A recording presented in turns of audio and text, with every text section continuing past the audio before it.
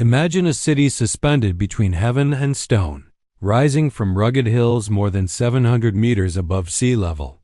This city didn't just witness history. It became the stage where the destiny of humanity was rewritten forever. A city of white limestone and blazing gold, glowing beneath the Middle Eastern sun like a crown set upon the mountains of Judea. A city whose name alone could move hearts to tears across continents.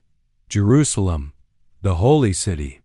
But today, we're not looking at it as modern tourists. We are stepping back 2,000 years. We are going to walk its streets. We are going to hear its noise. We are going to smell its smoke and blood. We are going to feel the tension in its air.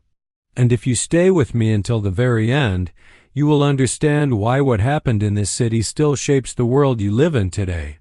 Before we go any further, I want you to do something. As you listen, imagine yourself there. And when this journey ends, tell me in the comments what moment impacted you the most.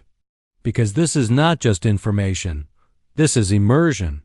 Jerusalem stood high in the Judean hills, visible from miles away. From a distance it appeared almost luminous, its pale stone reflecting sunlight with blinding intensity. For nearly 1,000 years it had been the spiritual heart of the Jewish people.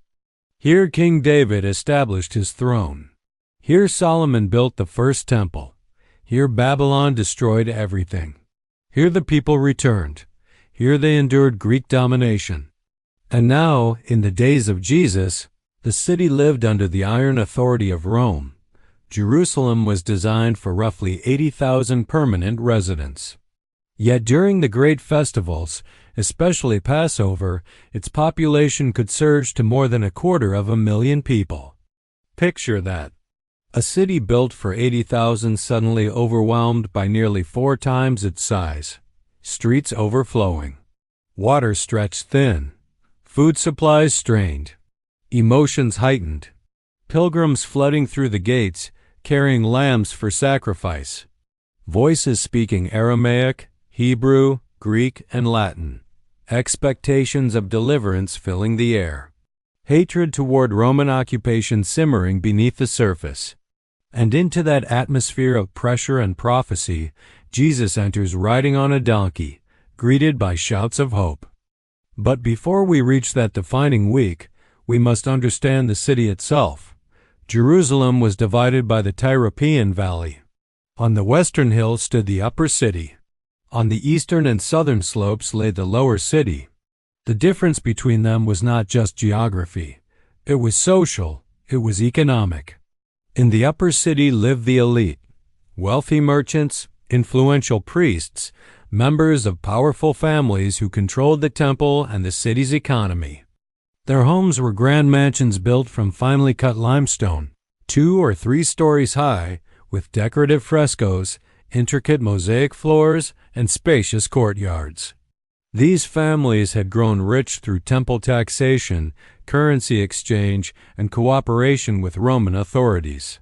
Their tables were covered with fine bread, tender meats, and aged wine from Greece. Now descend with me into the lower city. The streets narrow. The light dims. Homes pressed tightly together, most just 1 or 2 small rooms of rough stone. Entire families crowded into minimal space. The streets were often barely 2 meters wide, dusty in summer and muddy in winter. The air carried the scent of smoke from ovens, sweat from laborers, and refuse discarded into corners. Here lived carpenters, blacksmiths, potters, and fishermen people who survived day by day. One illness could destroy a household.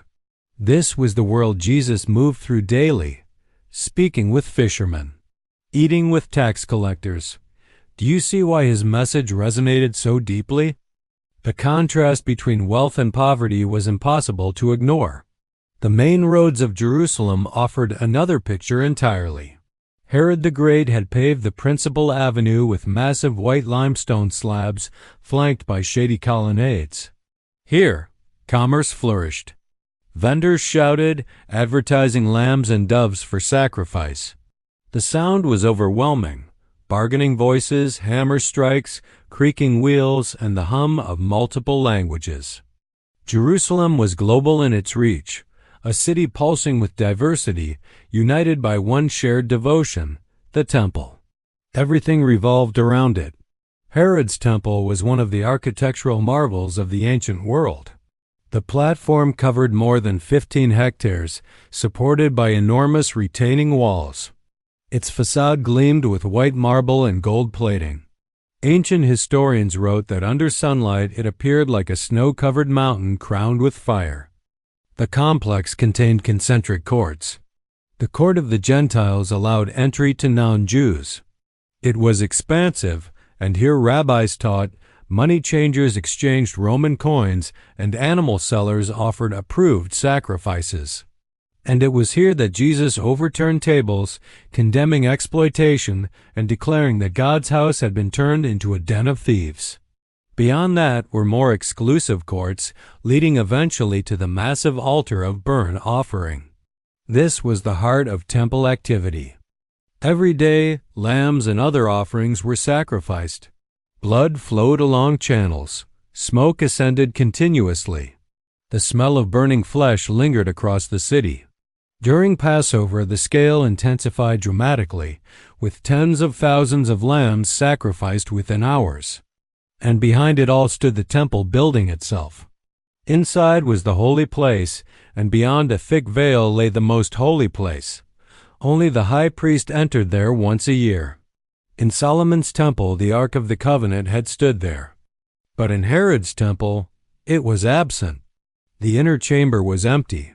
Outward magnificence, inner emptiness. Reflect on that.